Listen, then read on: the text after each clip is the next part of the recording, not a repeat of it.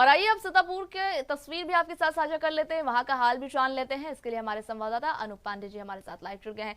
जी अनूप जी, सीतापुर में चुनावी प्रक्रिया कैसे चल रही है शुरुआती दौर में, क्योंकि सुबह के 8:15 बज रहे हैं और 7 बजे से मतदान की प्रक्रिया शुरू हुई है, तो ये शुरुआती दौर है। शुरुआती दौर में कैसी तादाद देखने को मिल रही है और आप जहां पर खड़े हैं अभी जिस बूथ में, वहां पर क्या इंतजाम देखने को मिल रहे हैं?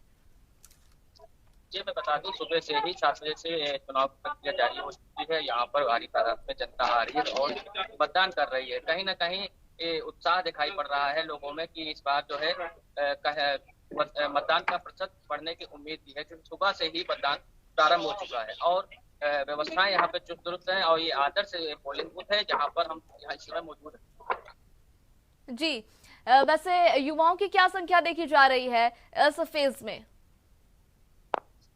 युवाओं की संख्या ठीक ठाक है और सुबह से ही अब मतदान प्रारंभ हो गया है। लोग घर से निकलने लगे हैं क्योंकि मौसम भी कहीं ना कहीं सीतापुर का ठीक ठाक है और सुबह से धूप भी नहीं निकली है और मौसम भी सही नजर आ रहा है।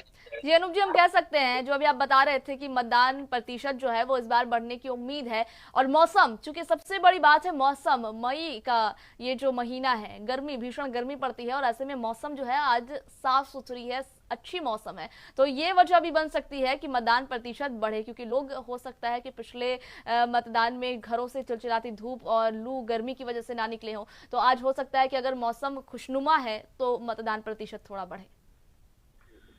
मतदान बढ़ने की उम्मीद इसलिए है क्योंकि मौसम का वाकई में इस समय बहुत अच्छा मौसम है। धूप बिल्कुल नहीं निकली हुई है, इस वजह से लोग घर से निकलना प्रारंभ कर दिया। इससे मतदान प्रतिशत बढ़ने की उम्मीद कहीं ना कहीं जताई जा सकती है।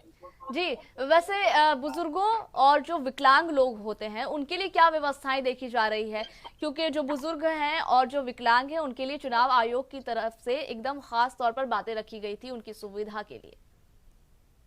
चुनाव आयोग ने विकलांगों के लिए व्यवस्थाएं की हैं और साथ में बुजुर्गों के लिए भी व्यवस्थाएं की हैं। पुलिस प्रशासन मुस्तैद है और यहाँ पे जो भी अगर ऐसा कोई व्यक्ति आता है तो उसके लिए सहायता यहाँ पर पुलिस प्रशासन करेगी। अच्छा, बहुत बहुत सारी जगहों में, बहुत सारे इलाकों में ये भी देखने को मिला था कि जो गाड़ियां थी मतदाताओं को मतदान केंद्र तक घर से लेकर के आती थी और फिर वापस उनको छोड़ती थी। प्रॉपर उनका एक रूट मैप तैयार किया गया था, तो वहां पर इस तरह की कोई तस्वीर? नहीं, ऐसी तस्वीर कोई नहीं है, न कोई गाड़ी आती है और न ही किसी को छोड़ने अभी ऐसा कोई तस्वीर सामने अभी नहीं आई। जी, वैसे वहां पर जनता किन मुद्दों के साथ वोट कर रही है?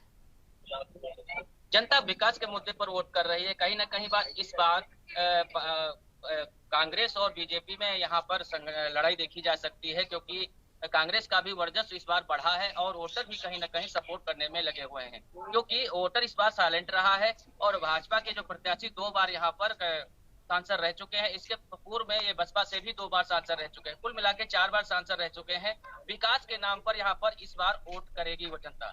जी, जनता विकास के नाम पर वोट कर रही है, जनता चाह रही है कि विकास हो। वैसे जनता अपने आने वाली सरकार से, जनता जिनको, क्योंकि आज जनता अपने मन पसंदीदा नेता को आज वोट करेगी, 4 जून को उसका रिजल्ट आएगा, जनता की क्या उम्मीदें हैं कि जब सरकार, नई सरकार बने तो वहां पर जनता की क्या उम्मीद है कि सरकार सबसे पहले उनके लिए ये कार्य करे?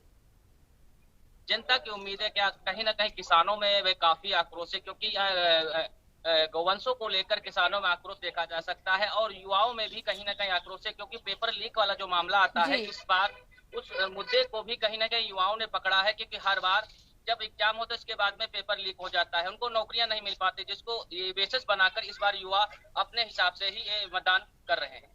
तो वैसे युवाओं की क्या संख्या देखी जा रही है इस बार के मतदान में, क्योंकि युवा जो हैं वो सरकार बनाते हैं, सरकार गिराते हैं और सरकार की नीति को बिगाड़ भी देते हैं कभी कभी, और वहां पर मुद्दा जो अभी गरमाया हुआ है युवाओं का एक स्पेसिफिक मुद्दा है पेपर लीक। ये बड़ा मुद्दा है क्योंकि साल भर, सालों साल वो लोग तैयारी करते हैं, एग्जाम में बैठते हैं और उसके बाद पेपर लीक हो जाता है।